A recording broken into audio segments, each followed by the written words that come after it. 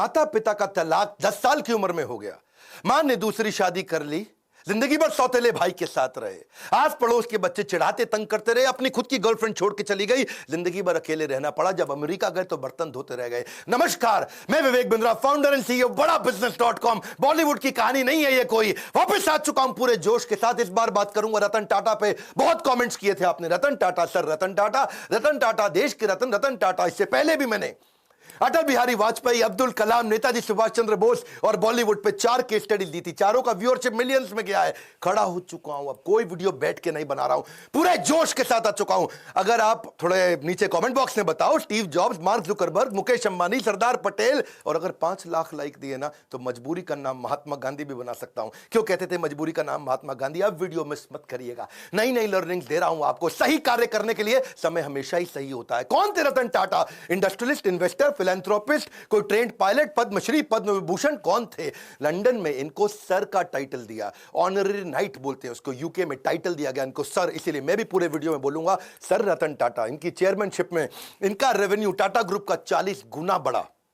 22 साल में 40 गुना रेवेन्यू बढ़ा, प्रॉफिट इन्होंने 50 गुना बढ़ाया।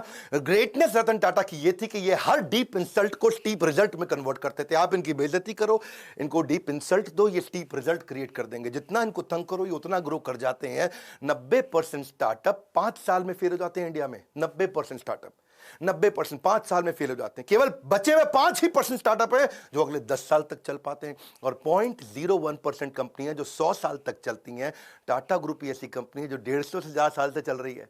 आज टाटा ग्रुप इतना बड़ा हो गया कि इनकी 100 से ज्यादा कंपनियां 100 से ज्यादा देशों में चल रही हैं। हाईएस्ट मार्केट कैपिटलाइजेशन है आज पूरे देश के अंदर इनका। टीसीएस अकेली इतनी बड़ी है कि पूरा पाकिस्तान स्टॉक एक्सचेंज एक तरफ और टीसीएस का मार्केट कैप एक तरफ। दोबारा सुन लो, पूरा पाकिस्तान, पूरा उसका पाकिस्तान स्टॉक एक्सचेंज एक तरफ, उनका टोटल मार्केट कैप पूरे देश की सारी कंपनियों का, और हमारी टीसीएस एक तरफ। ये है रतन टाटा। 4% अकेले जीडीपी को कंट्रीब्यूट कर रहे हैं। ये 50,000 करोड़ के लगभग का टैक्स कंट्रीब्यूट करते हैं एक साल का। पूरा आसाम, हिमाचल प्रदेश, उड़ीसा, गोवा मिला के इतना टैक्स कलेक्ट नहीं करता जितना टाटा ग्रुप अकेला देश को टैक्स देता है। आज हम सबके पास सुविधाओं में टाटा ग्रुप का बहुत बड़ा रोल है। 28 दिसंबर 1937 को पारसी श्री रतन टाटा, सर रतन टाटा, आज 83 साल के हो चुके हैं। कॉर्नेल यूनिवर्सिटी यूएस में हार्वर्ड में पढ़े हैं। पिता नवल टाटा, मां सुनी टाटा। आपस में उनका डिवोर्स हो गया तो ये दादी नावजी भाई टाटा के साथ रहे। 1962 में अमेरिका से जब लौट के आए इंडिया में तो उनकी पहली नौकरी टाटा स्टील में लगी जमशेदपुर के अंदर, और उस समय सारे मजदूरों के साथ रहते थे, शॉप फ्लोर पे रहते थे, उनके साथ ही डॉर्मेट्री में सो जाया करते थे, खाना भी लाइन में लग के कैफेटेरिया में उनके साथ लंच किया करते थे। इन्होंने पूछा गाड़ी मिलेगी? उनको बोला गया गाड़ी नहीं मिलेगी आपको, साइकिल पे आया करो अच्छा रहेगा। बोला साइकिल, अच्छा मैं समझ गया। तो ये पैदल ही आने लगे, साइकिल पे भी नहीं आए। अपनी लीडरशिप में इन्होंने टीसीएस को लिस्ट किया, पब्लिक गए। टाटा मोटर्स को उन्होंने न्यूयॉर्क स्टॉक एक्सचेंज में लिस्ट किया ताकि इंटरनेशनल पावर और रिकॉग्निशन मिल सके। As a chairman of Tata group उन्होंने बहुत सारी foreign companies, Tetley, Daewoo commercial vehicle, Corus group steel के लिए, जैगवार लैंड रोवर की कहानी तो आपको पता ही है। वो मैं बिल फोर्ड की कहानी, इनकी टाटा और बिल फोर्ड की बेइज्जती की कहानी पहले कवर कर चुका हूं कि कैसे इनकी बिल फोर्ड ने बेइज्जती करी थी। जब ये अपनी कंपनी बेचने डेट्रॉइट गए तो उन्होंने कहा तुम पे एहसान कर रहा हूं। रतन टाटा ने अपनी कंपनी बेची नहीं। बाद में बिल फोर्ड इनके पास डेट्रॉइट से मुंबई आए, बोले आप हमारी कंपनी खरीद के एहसान कर रहे हैं। तब इन्होंने जैगवार लैंड रोवर ली थी। 5 स्ट्रैटेजी पहले बिजनेस की लेता हूं, फिर बताऊंगा रतन टाटा ने शादी क्यों नहीं करी और इनके 10 अनसुने किस्से, वो कहानियां जो सुन के आप बहुत इंस्पायर्ड होंगे। पहले 5 स्ट्रैटेजी। पहली स्ट्रैटेजी ऑर्गेनिक ग्रोथ लेते हैं। ऑर्गेनिक मतलब जो अपने आप मिल सके, नई मार्केट, नई टेक्नोलॉजी, नया कस्टमर, नई मार्केट, नई टेक्नोलॉजी, नया कस्टमर, ढूंढते रहो। कौन सी नई मार्केट, कौन सी नई टेक्नोलॉजी, कौन सा नया कस्टमर। दूसरी इनऑर्गेनिक ग्रोथ, जो अपने आप होगी ठीक है, अब इनऑर्गेनिक ग्रोथ लेंगे, टेक ओवर करेंगे, एक्विजिशन करेंगे, दूसरी कंपनियां खरीदेंगे, छोटी कंपनियां खरीदेंगे, खुद को बड़ा करेंगे, जॉइंट वेंचर करेंगे, पार्टनरशिप्स करेंगे, स्ट्रैटेजिक अलायंस करेंगे। तीसरी स्ट्रैटेजी, जो धंधा अच्छा नहीं है उसमें से एग्जिट कर लो। Cosmetic, paint, oil, soap, pharma, cement, ये 6 कंपनियां इनकी चली नहीं, उनसे एग्जिट कर गए, बाहर निकल जाओ, कोई अटैचमेंट नहीं, धंधे को धंधे की तरह चलाना है। चौथी स्ट्रैटेजी, एंटर करो उसमें जो चलेगा। रिटेल, टेलीकॉम, बायोटेक्नोलॉजी और टेक्नोलॉजी इनका बहुत अच्छा चलता रहा, उसमें एंटर करके उसको बड़ा करते गए। और इनकी फाइनली 5वीं स्ट्रैटेजी क्या थी कि कोर बिजनेस को पकड़ के रखो। स्टील, मोटर, केमिकल और पावर, ये इनके कोर बिजनेस थे। अब लेते हैं 10 वो कहानियां। 10 में से पहली कहानी बहुत लोगों के मन में है, रतन टाटा जी ने शादी करी क्यों नहीं। एक बार आया था मौका, वो शादी के बहुत नजदीक पहुंच गए थे। लॉस एंजलिस में उनको वहां एक अमेरिकन देवी से बहुत प्रेम हो गया था। वो देवी जी को भी रतन टाटा से बहुत प्रेम हो गया था और वो अमेरिकन देवी के साथ इतना प्रेम हो गया कि इन्होंने डिसाइड कर लिया अब शादी करें। इतने में टाटा जी को फोन आया इंडिया से, अरे बेटा रतन मैं बीमार हूं। उनकी दादी का फोन आया, इंडिया मुझसे मिलने आ जाओ, मेरा आखिरी समय। रतन टाटा को जाना पड़ा क्योंकि उन्होंने सारी जिंदगी दादी के साथ ही तो बताई थी। तो उन्होंने देवी जी को बोला कि चलो चलते हैं अब इंडिया में शादी करेंगे हम लोग और दादी से भी आपको मिलवाऊंगा। तो वहां बेटी को रुकना पड़ गया क्योंकि उसके माता पिता ने बोला इंडिया में इंडो चाइना का वॉर चल रहा है, 1962 का समय था, इंडो चाइना वॉर चल रहा था। उन्होंने कहा अभी इंडिया जाना ठीक नहीं है। ये इंडिया गए, सोचा अब वो देवी जी आने वाली हैं। उधर उसके माता पिता ने उसकी शादी किसी और से करा दी। और रतन टाटा को सुन के बहुत धक्का लगा क्योंकि वो वचन दे चुके थे। रतन टाटा ने अपने कई इंटरव्यूज में ये बात बोली कि जो मैं बोलता हूं उसे पूरा करता हूं, मेरे मुंह से ऐसे शब्द नहीं बोलता मैं। I tend to not say things loosely. I try to live up to whatever I've said, the commitments I've made. क्योंकि इन्होंने उस लड़की को वचन दिया था कि मैं शादी तुमसे करूंगा, अब उसने किसी और से कर ली तो रतन टाटा ने जिंदगी भर दोबारा शादी नहीं करी, अकेले रहे, लोनर रहे। See it is not easy to be loyal to someone who is not loyal to you. वो लड़की इनको लॉयल नहीं थी रतन टाटा को, तो भी बावजूद उसके कि कोई अपनी लॉयल्टी ना दिखाए तब भी जिंदगी भर लॉयल रहे। आज तक उसकी याद में उन्होंने दोबारा शादी नहीं करी। लॉयल्टी जो है ना वो ग्रे नहीं होती है, या तो ब्लैक है या वाइट है। लॉयल्टी बीच में नहीं होती, या ब्लैक है या वाइट है। जिंदगी भर रतन टाटा ने शादी नहीं करी। लेकिन अब मैं आपको बात करता हूं दूसरी कहानी का किस्सा। एक बार ये नासिक की तरफ जा रहे थे मुंबई से, कई सीनियर ऑफिशियल्स थे, गाड़ी में जा रहे थे और रास्ते में इनकी गाड़ी का टायर पंचर हो गया। और टायर पंचर हो गया तो सब अपना गाड़ी से उतरे, अपना कैजुअल थे, वहां पे इधर उधर घूम रहे थे। कोई अपना चाय पी रहा था टपरी पे, कोई अपना सुट्टा मार रहा था। तो सब तरह कैजुअल हो गए, इधर उधर घूम रहे थे। और तभी देखा कहीं रतन टाटा नहीं दिख रहे, रतन टाटा नहीं दिख रहे। अरे भाई कहां गए रतन टाटा, कहां गए रतन टाटा? चाय पी रहे हैं, अरे कहीं कहीं वॉशरूम गए हैं। तो रतन टाटा अचानक लोगों ने देखा कि अपनी स्लीव ऊपर करके और अपने टाई को कंधे पे ऐसा पीछे टांग करके, उसके बाद जो है जैक और पाने को हाथ में पकड़ के दूसरे टायर का प्रेशर चेक कर रहे, उसके साथ पंचर लगवा रहे। तो लोगों ने आके पूछा भाई आप रतन टाटा हैं, आप काहे पंचर लगा रहे भैया? वो उसका काम है पंचर लगाने का। तो बोले देखो अगर इसको 15 मिनट लगते हैं पंचर लगाने में, मेरी मदद से 7.5 मिनट में कर लेगा, तो जहां मीटिंग में पहुंचना वहां 7.5 मिनट ज्यादा मिल जाएगा मुझको। अगर मैं टाइम लूज कर जाऊंगा, loss of time is loss of money. प्रश्न ये उठता है कि आपने कब अपने से नीचे के स्तर पे जाकर के जिंदगी में कोई काम किया है? आखिरी बार कब किया था आपने? कब आपने अपने स्तर से नीचे उतर करके दूसरों की मदद करी थी? रतन टाटा जिंदगी भर सिखाते रहे leadership is not position, it is action. ये पोजिशनल पावर नहीं, पर्सनल पावर है। मुंबई का 26/11 का ताज अटैक, और वो अटैक जिसमें वो जानते हैं, सारी दुनिया जानती है कि उन्होंने सबकी मदद करी। जो जो आदमी का वहां नुकसान हुआ, इनके जितने एम्प्लॉय थे पर्सनली उनके घर तक गए, ये तो आप जानते हैं। 50, 60, 70, 80 लाख रुपए तक उनको कॉम्पनसेशन दिया, डिपेंडिंग ऑन डिफरेंट सिचुएशन, उनको पैसा दिया। इतना ही नहीं, सबको जिंदगी भर के लिए एक मेडिकल काउंसलर भी दिया। किसी को साइकोलॉजिकल डिप्रेशन हुआ, कोई टेंशन हुआ क्योंकि इतनी गोलियां बमबारी हुई थी वहां, जिंदगी भर के लिए उनको डॉक्टर भी दिया। जिसका देहांत हुआ उसको पहले 50, 60, 70, 80 लाख रुपए तो दिया, पर साथ में उसकी बची हुई जितनी नौकरी थी, उसकी पूरी जिंदगी की आखिरी जो सैलरी थी वही तनख्वाह उसको जिंदगी भर दी। उसके बाद उसके घर में, परिवार में बच्चों की एजुकेशन की, मैरिज की, मेडिकल की, सबकी रिस्पॉन्सिबिलिटी ली। ऐसे थे रतन टाटा, जिंदगी भर की रिस्पॉन्सिबिलिटी ली। और अगर तुमने कोई कर्जा लिया तो वो कर्जा भी माफ किया। इतना ही नहीं कि जो लड़का पहला महीना हुआ है आके, पहला दूसरा दिन हुआ है, ऐसा भी एक लड़का था। ऐसे भी कुछ लड़के थे जिनको बिल्कुल अभी होटल में ज्वाइन ही किया था, ट्रेन ही थे, उनको भी ऐसे ही पूरा कॉम्पनसेट किया। ये सब तो सब समझते हैं, पर जो बात जिसने मुझे हैरान कर दिया, जिसके कारण मैं भी अपनी कंपनी में स्टैंडर्ड को चेंज कर रहा हूं, वो ये है कि उन्होंने अपने होटल वालों की तो मदद करी, बाहर आसपास बाजार में जो पुलिस वालों को गोली लगी उनको भी उन्होंने कॉम्पनसेट किया। वहां पेडेस्ट्रियन जो राही चल रहे थे, वहां पे राहगीर थे, चाय वाला था, भेलपुड़ी वाला था, गुब्बारे वाला, पाव भाजी वाला, पान की दुकान, टपरी, जिनको टाटा ग्रुप से कोई मतलब नहीं, उनको भी इन्होंने मॉनिटरी भी पैसे से भी मदद करी और साथ में टाटा ग्रुप में नौकरी भी दिलाई। और ये सब कुछ उन्होंने केवल 20 दिन में कर लिया। दूसरी तरफ एक लड़की थी देविका, सीएसटी स्टेशन पे, उसने अजमल कसाब को रिकॉग्नाइज किया था। छोटी लड़की थी, 10, 11, 12 साल की, और उसको उसके पिता और उसके भाई जेंट्स वॉशरूम गए थे, छोटी बच्ची को बाहर 2 मिनट छोड़ करके, और उसको सामने से आके गोली मारी। उसी ने अजमल कसाब को आकर के बाद में कोर्ट में पहचाना था। आज रतन टाटा ने तो 20 दिन के अंदर कॉम्पनसेशन कर दिया सब कुछ। 20 दिन में फटाफट कमेटी बना के सबको मुआवजा दिया, सबकी मदद करी, सबके साथ खड़े हो गए। और तब 2008 से 2020 हो गया, एक 20 दिन एक 2020, 20 डेज 2020।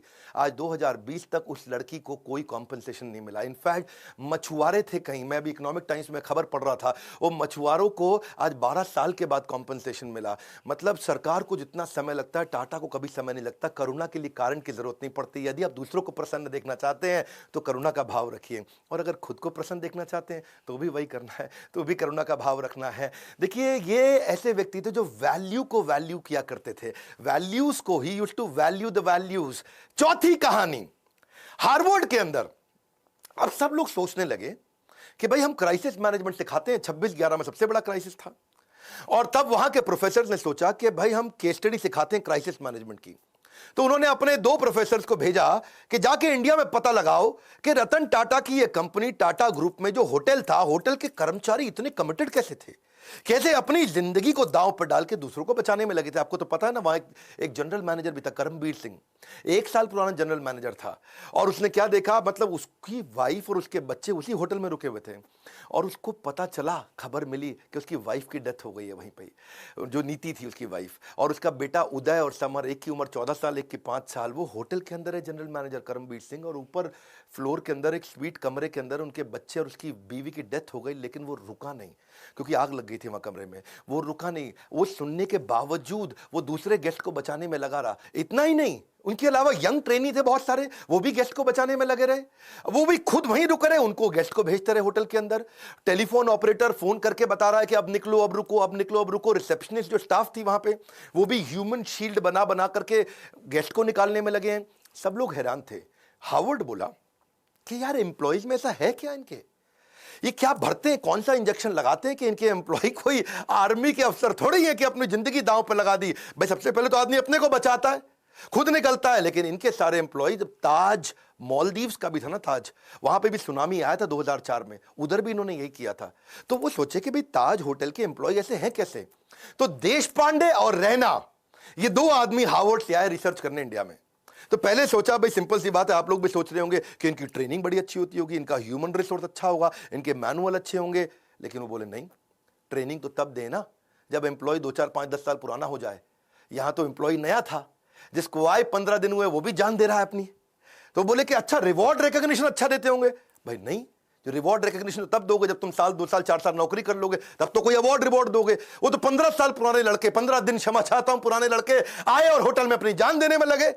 तो ये कह रहे हैं कि क्या चक्कर है, टाटा ग्रुप के होटल में कोई आदमी आता है तो अपनी जान देने को तैयार हो जाता है, पर ग्रुप के लिए, टाटा के लिए काम करता है, क्या चक्कर है। तो उन्होंने कहा भाई रिज्यूमे अच्छा था, इनका एक्सपीरियंस अच्छा था, पता चला वो भी नहीं। फाइनली रतन टाटा से जब इनका इंटरव्यू हुआ, उन्होंने कहा यार क्या क्या चक्कर क्या है, आपके होटल का आदमी अपनी जिंदगी दांव पर लगा देता है। तो रतन टाटा ने बोला ये बाद की बात नहीं है, ये हायरिंग से पहले की बात है। हम उसका कैरेक्टर, उसकी इंटेग्रिटी को देख लेते हैं इंटरव्यू के दौरान। Interview is the key.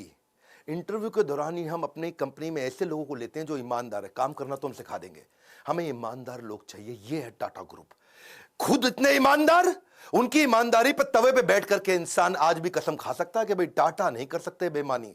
और ऐसे ही एम्प्लॉय भी लेते हैं, कहते हैं ईमानदार ले लो। और जब ईमानदार लोग लिए तो उन्होंने अपनी जान दी होटल में लोगों को बचाने के लिए। इनका रूल क्या है, नेशन बिफोर द बिजनेस। मैं 5वीं कहानी सुनाता हूं। अभी ताज अटैक की मैंने 2 कहानी सुनाई आपको, अब ताज ही की तीसरी कहानी लेते हैं कि ताज होटल को ठीक करने के लिए रतन टाटा ने टेंडर निकाला। भाई होटल में आग लग चुकी है, होटल में गोलियां चली हैं, होटल पूरा तहस नहस हो चुका है। तो उन्होंने दुनिया भर में टेंडर निकाला कि कौन हमारे होटल को आके ठीक करेगा, रिपेयर करेगा। समझ रहे हो मेरी बात को। तो रिपेयर करने के लिए दुनिया भर में टेंडर, पाकिस्तान से 2 कंपनी ने भी टेंडर अप्लाई कर दिया कि हम आपका होटल आके ठीक करते हैं। अच्छा, उनको रतन टाटा ने ध्यान नहीं दिया, भाई पाकिस्तानी है, मैं यही कराऊंगा इनसे। कसाब साहब वहीं से आए थे। तो ये को 2 आदमी, 2 बड़े बिजनेसमैन बिना अपॉइंटमेंट लिए पहुंच गए मुंबई रतन टाटा से मिलने के लिए कि भैया हमको दे दो, हम करेंगे टेंडर पास। रतन टाटा ने उनको अपॉइंटमेंट नहीं दिया, कमरे के अंदर से सेक्रेटरी को बोल दिया बोल तो बिजी हैं। वो बाहर बैठे वेट करते रहे, पूरा सुबह से शाम हो गया। रतन टाटा ने फिर मैसेज भेज दिया उनको, बोलो चले जाओ, तुम अपॉइंटमेंट लेके नहीं आए, मैं बिजी हूं। ये दोनों पाकिस्तान के बड़े बिजनेसमैन दिल्ली पहुंच गए एक बड़े कांग्रेस के नेता के पास। उस समय कांग्रेस का वो कैबिनेट में मिनिस्टर था, और उनके पास जाकर के बोलते हैं कि आप मेरी रतन टाटा से अपॉइंटमेंट फिक्स करा दो, हम उनका होटल ठीक कर देंगे, भैया हमारा तो काम ही यही है। तो कांग्रेस के मिनिस्टर ने रतन टाटा को फोन किया, हेलो मैं मंत्री बोल रहा हूं, मैं नाम नहीं लूंगा उनका। रतन टाटा बोले बताइए। बोले ये दो आदमी आए हैं बिजनेसमैन पाकिस्तान से, ये आपका होटल ठीक कर सकते हैं, इनको टेंडर दे दो, आप इनको मीटिंग तो दे दो, कम से कम इतना तो करो। तो रतन टाटा ने उनको क्या जवाब दिया, आप हैरान हो जाएंगे। बोले तुम बेशर्म हो सकते हो, मैं बेशर्म नहीं हूं, पाकिस्तानियों को धंधा नहीं दूंगा। खटाक फोन रख दिया। ऐसे हैं हमारे श्री रतन टाटा। इसी के साथ दूसरी कहानी, और 26/11 के अटैक के बाद पाकिस्तान की सरकार ने उनसे कुछ सैकड़ों हजारों टाटा सूमो को ऑर्डर दिया था। टाटा सूमो उन्होंने कहा मैं पाकिस्तान को नहीं दूंगा, नुकसान बर्दाश्त है लेकिन देश से गद्दारी बर्दाश्त नहीं है। क्विकली छठी छोटी सी कहानी, एक बार एक कॉलेज के चेयरमैन ने उनको इन्वाइट किया कि बड़े फंक्शन में 25वीं एनिवर्सरी थी, सेलिब्रेशन थी। अब रतन टाटा आए हुए, रतन टाटा है भैया, टाटा ग्रुप कंग्लोमरेट। बच्चों में भीड़ भाड़ हो गई, और मैं देखूंगा आगे आऊंगा, मैं देखूंगा आगे आऊंगा। 2-4 बच्चों ने इधर धक्के मार दिए आगे निकलने के चक्कर में। रतन टाटा ने देखा बेचारी एक लड़की नीचे गिर गई। उन्होंने कहा कि आप फंक्शन खत्म होने दो, मैं आपसे मिलूंगा। फंक्शन थोड़ा लंबा हो गया, रतन टाटा जी की फ्लाइट थी और उन्होंने अपनी फ्लाइट मिस कर दी। प्रिंसिपल ने बोला फ्लाइट क्यों मिस कर रहे हैं साहब, बच्चे हैं, क्या हो गया? बोले नहीं, मैंने वचन दिया है, मैं इनसे मिलूंगा, प्राण जाए पर वचन ना जाए। ये कहानियां आपने पहले बॉलीवुड में बहुत सुनी होंगी, लेकिन असलियत में रतन टाटा कहते हैं जो मैं मुंह से निकाल देता हूं मैं करता हूं पूरा। चलो आगे बढ़ते हैं। 7वीं कहानी, रतन टाटा एक पीपल्स पर्सन थे। आपको पता है जब जापानी कंपनी इंडिया में आती है और ऑटोमोबाइल कंपनी लगाती है तो बहुत स्ट्राइक होती है। सुजुकी, मारुति, उनके यहां भी बहुत स्ट्राइक हुई, होंडा के यहां हुई, या कोई भी जापानीज कंपनी होती है, क्योंकि मैनेजमेंट और लेबर यूनियन का आपस में झगड़ा चलता है। लेकिन एक दफा टाटा मोटर्स में भी हुआ, मैनेजमेंट और लेबर का झगड़ा हो गया। वहां पे लेबर ने उनको बोला, उनकी यूनियन ने बोला कि भाई हमको ना यहां पे एक बोनस चाहिए, आप बोनस नहीं दे रहे हैं। वो इतना वायलेंट हो गया कि मजदूरों को भी चोट आई और मैनेजर्स को भी चोट आई, कुछ झगड़ा बहुत बढ़ गया। और लेबर यूनियन कह रही है बोनस तो चाहिए ही चाहिए। अब मैनेजमेंट तैयार नहीं थी बोनस देने के लिए। आप समझना, क्योंकि मैंने तो ऑटोमोबाइल कंपनी में बहुत काम किया, मारुति ने मुझको हर साल बेस्ट ट्रेनर इन इंडिया का अवार्ड दिया है, तो मैं तो इनको जानता हूं। इनको बोलते हैं basically long term settlement. Long term settlement होता है 4 साल का, जिसमें तय किया जाता है कितना बोनस दिया जाएगा। और मैनेजमेंट तय कर चुका था, पर रतन टाटा आए, उन्होंने आके कहा कि मैं लेबर से सबसे मिलता हूं, और यूनियन से मिले। वहां उनके बीच में जाकर के जमीन पे बैठ गए और उनके साथ बैठ करके बोले कि आप ठीक कह रहे हैं, बोनस तो मिलना चाहिए, आपने खून पसीना बहाया है। जाके मैनेजमेंट को समझाने लगे रतन टाटा कि भाई इनको बोनस दो। अब मैनेजमेंट बोली सर हम ऑटोनोमस बॉडी है, हम डिसाइड करेंगे, हमारे हिसाब से बोनस नहीं देना चाहिए। रतन टाटा अड़ गए, बोनस दो, आपको देना चाहिए। मैनेजमेंट बोली आप जबरदस्ती करेंगे तो हम दे देंगे, लेकिन इनको देना बनता नहीं है। रतन टाटा बोले देखो मेरी रिक्वेस्ट है, इनको बोनस दो। अब वहां सारे मजदूर देख रहे हैं, पहली बार भी रतन टाटा खुद आए, आके मैनेजमेंट से लड़ रहे हैं। ऐसा साइकोलॉजिकल टर्न अराउंड हुआ कि उसके बाद खुद ही सारे की सारी लेबर यूनियन ने आकर के बोल दिया कि अब हमको बोनस नहीं चाहिए, रतन टाटा आकर के हमसे लड़े, इतना ही काफी है। 8वीं क्विकली कहानी, रिवॉर्ड द फेलियर। इन्होंने अपने टाटा नैनो के फेलियर से एक चीज सीखी कि क्या, कि try frugally and fail fast. वो उन्होंने कल्चर ही बना दिया। तब रतन टाटा ने आकर सबको सिखाया कि भाई ऐसा करते हैं, हम फेलियर को रिवॉर्ड करते हैं, छोटे छोटे फेलियर होने दो। उन्होंने एक एनुअल कॉन्टेस्ट ही लॉन्च कर दिया टाटा ग्रुप में। कहता चलो एक कॉन्टेस्ट लॉन्च कर देते हैं, मैं जो सबसे बढ़िया फेल्ड आइडिया होगा उसको रिवॉर्ड दूंगा, ताकि लोग मेहनत तो करें, और जितना बढ़िया फेल्ड आइडिया होगा मैं उसको, तो ताकि छोटे छोटा मेहनत करो, छोटी छोटी फ्रूगल, बहुत बड़े फेलियर मत करो, छोटे फेलियर जल्दी जल्दी करो, जल्दी जल्दी सीखो, it will spark your innovation. तो रतन टाटा का मैसेज था कि failure is a gold mine for the company. अब उन्होंने कई सारे फेलियर फिर देखे कि आने लगे, वो बहुत वैल्यूएबल थे। इन्होंने एक वहां पे स्टूडेंट्स ने छोटा आइडिया फेल किया, लेकिन बहुत अच्छा था कि छोटा ट्रक क्या 3 व्हीलर को रिप्लेस कर सकता है। ये इस पे भी टाटा ग्रुप ने ट्राई किया। ऐसा नहीं है कि टाटा की 100 से ज्यादा कंपनी ऐसे ही बन गई, कई आइडियाज पे छोटे छोटे फेल करते हैं, लेकिन कम खर्चे में फेल करके सीख जाते हैं। एक इन्होंने चीप वाटर फिल्टर भी बनाया, उसका नाम रखा था द स्वच्छ। उसमें राइस हस्क होता है ना, चावल का भूसा, उसी से बनाने का प्रयास किया। एक प्रोटोटाइप भी बनाया $500 के अंदर। कितना? $500 में, यानी कि लगभग 30-40 हजार रुपए के अंदर क्या एक मकान को खरीदा जा सकता है दुकान से। किसी दुकान पर जाओ, मकान खरीद के ले आओ, क्या? हाँ, 40,000 रुपए का मकान खरीदो तो डिसमेंटल करके मकान को जाकर के वापस फिट कर दें, ऐसा छोटा सा मकान बना सकें, उस पर भी इन्होंने काम किया। $20 के अंदर कमर्शियल ट्रैवलर्स को क्या रास्ते के अंदर अकोमोडेशन दिया जा सकता है, जो ड्राइवर वगैरह बेचारे कमर्शियल ट्रैवलर होते हैं। From error to error one discovers the entire truth. यही था रतन टाटा का फिलॉसफी के छोटे छोटे छोटे फेलियर करो, सीखो, तभी कंपनी आगे बढ़ेगी और इनोवेशन आएगा। नौवीं कहानी फिलैंथ्रोपी, ये तो उनका नाम ही है। फिलैंथ्रोपी मतलब दान देना, सेवा करना है जी।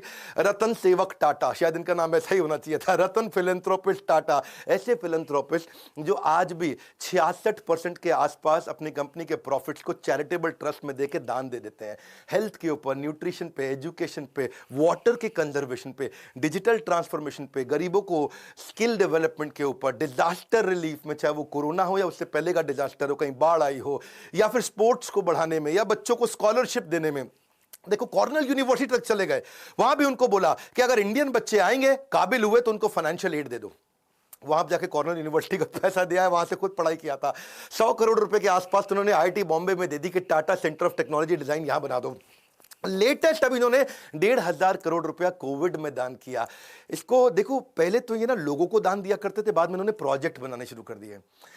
उन्होंने रिसर्च प्रोजेक्ट को फंड किया कि बीमारी ठीक करने की जगह कुछ ऐसा कर दो कि बीमारी हो ही नहीं, है जी। जैसे अल्फ्रेड फोर्ड आए थे ना इंडिया में, उन्होंने आकर के इस्कॉन के को मायापुर में दुनिया का सबसे बड़ा मंदिर बनाने के दान दिया। तो उनको पूछा ममता बनर्जी ने, भाई फोर्ड साहब यहाँ इतना दान मंदिर बनाने को क्यों दे रहे हो? एड्स के लिए दान दे रहे थे। तो उन्होंने कहा मैं ऐसा दान दे रहा हूं जिससे एड्स होए ही नहीं। हाँ, ऐसे ही रतन टाटा क्या बोले, मैं बीमार होने पे बीमारी ठीक करने की जगह ऐसा दान देना चाहता हूं जिससे बीमारी होनी बंद हो जाए। टाटा ग्रुप फिलैंथ्रोपी में इतना आगे है। 2011 का मैं अपना पर्सनल किस्सा भी सुनाना चाहूंगा। मेरे गुरुदेव के आदेश पे उन्होंने कहा हम गरीब बच्चों को खाना खिलाना चाहते हैं। तो उन्होंने कहा कि आप टाटा ग्रुप से जाकर के मिलिए, वो बहुत दान देते हैं। तो तब अर्जुन मुंडा सांसद हुआ करते थे उन दिनों, ये मेरा पर्सनल किस्सा है, 2011 का बता रहा हूँ, जमशेदपुर से। और तब मैं उनको गया, उनके पास जाके उनको गीता के कुछ कथा सुनाई, उनको बताया यज्ञ दान तप कर्म, कि यज्ञ दान तपस्या और कर्म ये सबको करना चाहिए, पावनानि मनीषी नाम। बहुत खुश हुआ अर्जुन मुंडा अचानक भगवत गीता पढ़ते पढ़ते 15 दिन में झारखंड की सरकार पलटी, मुख्यमंत्री बन गए। बहुत खुश हुए, बोले विवेक बिंद्रा जी आपने मुझको गीता दी और मैं मुख्यमंत्री बन गया, आइए चलिए मिलते हैं। शपथ समारोह पर उन्होंने बुलाया, बोला मैं क्या सेवा कर सकता हूं? मैंने कहा मेरे लिए मत करिए, मुझको आप रतन टाटा जी से, जमशेदपुर में वहां नेरुरकर हुआ करते थे, हेमंत नेरुरकर मैनेजिंग डायरेक्टर, इनसे मिलवा दीजिए। मैं चाहता हूं गरीब बच्चों को जमशेदपुर में किचन बना दें और गरीब बच्चों को मिड डे मील के द्वारा उनको स्कूल में बुलाएं, खिलाएं। तो उन्होंने मेरी वहां मीटिंग कराई। तो मैंने जाकर के मिस्टर नेरुरकर को बताया कि हम क्या करेंगे, गाड़ियों पे आपकी टाटा एस, टाटा 407 उस पर लगा देंगे बड़ा बड़ा बोर्ड कि टाटा ग्रुप आज यहाँ गरीब बच्चों को खाना खिला रहा है और मिड डे मील का कैंपेन चलाते हैं। स्कूल के अंदर बच्चों को दाल चावल रोटी सब्जी गरम गरम खिला देंगे, इससे बच्चे स्कूल आएंगे फ्री में खाना खाने के लिए। उनको आइडिया अच्छा लगा, उन्होंने 15 करोड़ रुपया डोनेशन भी दिया। ये पर्सनली मैं उन दिनों शायद उस समय 28-29 साल का रहा हूँगा और ये मेरी लाइफ का एक बड़ा अचीवमेंट था कि मैं एक सेवा कर पाया। आज भी वो किचन चल रही है, 65,000 गरीब बच्चों को वहाँ खाना खिलाया जा रहा है। उसके ओपनिंग पे मैं गया था, इनॉग्रेशन पे कुछ फोटोग्राफ्स भी मैं आपको शेयर करूँगा। तो वहाँ मुख्यमंत्री थे, ये मैनेजिंग डायरेक्टर थे टाटा ग्रुप के। वहाँ पे आज तक कोई भी व्यक्ति दान देकर कभी गरीब नहीं बना है। No one has ever become poor by giving. देखिए पक्षी के पीने से नदियों का पानी खत्म नहीं होता, उसी प्रकार धनी व्यक्ति के दान देने से उसका दान भी नहीं घटता। ये टाटा ग्रुप के साथ मेरा एक्सपीरियंस था। और 10वीं कहानी विनम्रता से विश्वास। वैसे तो मन करता है सर रतन टाटा के बारे में बोलते चले जाऊं, घंटों की वीडियो बनाऊं, फैमिली ट्री पे बनाऊं, उनके सब वो परिवार शुरू से लेकर के अब तक 150 साल की हिस्ट्री बताऊं, उनके कॉर्पोरेट एक्सपीरियंस बताऊं, बिजनेस 100 से ज्यादा कैसे चलाते थे उसके बारे में बात करूं, क्या क्या नहीं बात करूं। लेकिन चलिए समय पूरा ना पड़ता हो। एक बार वो सेमिनार में गए और एक सेमिनार में, वहां सेमिनार खत्म होने के बाद लोगों ने बोला भाई सर रतन टाटा के साथ फोटो खिंचाएं, तो सब लोग लाइन में खड़े हो गए। 3 रो बना ली उन्होंने, पहले लंबे वाले लड़के पीछे खड़े हो गए, फिर थोड़ी कम हाइट के और नीचे बाकी जमीन पे बैठ गए। अब सर रतन टाटा की कुर्सी लगाई थी, उन्होंने कुर्सी हटवा दी तो लोगों को लगा खड़े होंगे। अब रतन टाटा जी खड़े हुए तो उनकी हाइट लंबी है तो पीछे वाले छुप जाएं, पीछे जाके खड़े हुए तो रतन टाटा खुद छुप जाएं, तो वो आके खुद ही जमीन पे बैठ गए। 2 मिनट तक सन्नाटा हो गया, नीचे बैठे। रतन टाटा बोला जल्दी फोटो खींच लो, ज्यादा देर नीचे नहीं बैठ सकता मैं। सर रतन टाटा है वो, विनम्रता की मूर्ति, विनम्रता से विश्वास तक। जब श्री नारायण मूर्ति जो कि इन्फोसिस के फाउंडर हैं, जब उनको बोला गया कि आप लाइफ टाइम अचीवमेंट अवार्ड दीजिए रतन टाटा को, और वो जब लाइफ टाइम अचीवमेंट अवार्ड देने गए तो अवार्ड देते ही उन्होंने पहले उनके चरण स्पर्श किए, उनके पांव छुए। ये हमारे देश की सभ्यता है, और सभ्यता से ज्यादा ये स्वयं सर रतन टाटा हैं कि कॉम्पिटिटर भी आके पांव छूता है। आप दोबारा बता दूं, ये टीसीएस चलाते हैं, वो इन्फोसिस चलाते हैं, आपस में कंपटीशन है। कॉम्पिटिटर भी जिसके पांव छुए वो है सर रतन टाटा। कोई भी गाड़ी दुनिया में चला सकते हैं, लंबरगिनी भी चला सकते हैं, लेकिन टाटा की सेडान गाड़ी चलाते हैं। इकोनॉमी क्लास में एयर एशिया के ट्रैवल करते हैं। ट्रस्ट इक्वल्स टू कल्ट, उनका कल्ट इतना ज्यादा है। एक बार क्या हुआ, सर रतन टाटा के 1 मिलियन फॉलोअर हो गए इंस्टाग्राम पे, तो वो इंस्टाग्राम पे आए, सबको धन्यवाद कर दिया कि भाई मेरे 1 मिलियन फॉलोअर हो गए, आप सबका बहुत बहुत धन्यवाद। तो वहीं एक लड़की ने नीचे कमेंट लिख दिया, कांग्रेचुलेशन छोटू। क्या छोटू? अब लोग बुरा मान गए, छोटू कह रही है, ये देख तो ले कौन रतन टाटा है वो, छोटू बोले। उसने सोचा 1 मिलियन मतलब छोटू जैसा ही है, और लोगों ने इतना हेट स्पीच लिखा, इतना बुरा किया, ये देख तो ले, देख रतन टाटा है वो, देख देख। और वो बेचारे फिर रतन टाटा आ गए बीच में, और उन्होंने आकर के लिख दिया नीचे, उन्होंने लड़की को पहले बुरा भला तो बोला नहीं, लेकिन उल्टा आकर के लिख दिया लड़की से कि मैं आपसे माफी मांगता हूं, आपके बारे में लोग इतना बुरा भला बोल रहे हैं। और लोगों को बोला please treat this young lady with respect. लोगों ने बोला ओए देख ले, और देख ले, ये रतन टाटा, और गुस्सा खा गए लोग। भाई रतन टाटा के मामले में लोग बिल्कुल नहीं सुनते हैं। और फिर बेचारी लड़की ने भी आकर के अपने कॉमेंट को डिलीट किया। ऐसे है सर रतन टाटा, ट्रस्ट का दूसरा नाम है। हजारों लाखों बातें रतन टाटा जी के बारे में गूगल पे लिखी हुई हैं, अगर उनमें से आधी भी सच हो तो दुनिया में सबसे ज्यादा ईमानदार आदमी की उपाधि उनको मिलनी चाहिए। वैसे रतन टाटा जी ने जो इंपैक्ट क्रिएट किया है वो तो शायद कोई भी ना कर सके, मैं तो कभी उसके तिनके का भी प्रयास ना कर सकूं, लेकिन बिजनेस में आपको सफल बनाने की जिम्मेदारी हमने जरूर ले ली है, ये तो पक्का कर लिया है, कुछ भी नहीं छोड़ा है, कुछ भी नहीं। इतना बढ़िया बढ़िया दुनिया के हर प्रॉब्लम का बिजनेस कंटेंट हमने हिंदी में बना दिया, कुछ नहीं छोड़ा है। आज हमसे ज्यादा बिजनेस ट्रेनिंग प्रोग्राम कोई भी किसी का भी कंटेंट कंज्यूम नहीं करता, केवल बड़ा बिजनेस प्लेटफॉर्म ऐसा है। अगर हिंदी में किसी को बिजनेस सीखना है, कुछ नहीं छोड़ा है, सब सिखा दिया। आइए वर्ल्ड का मोस्ट पावरफुल कंटेंट कंज्यूम करिए। अगर आप बनना चाहते हो एक सफल व्यापारी तो call now to join EAE, यानी कि एवरीथिंग अबाउट एंटरप्रेन्योरशिप, एवरीथिंग।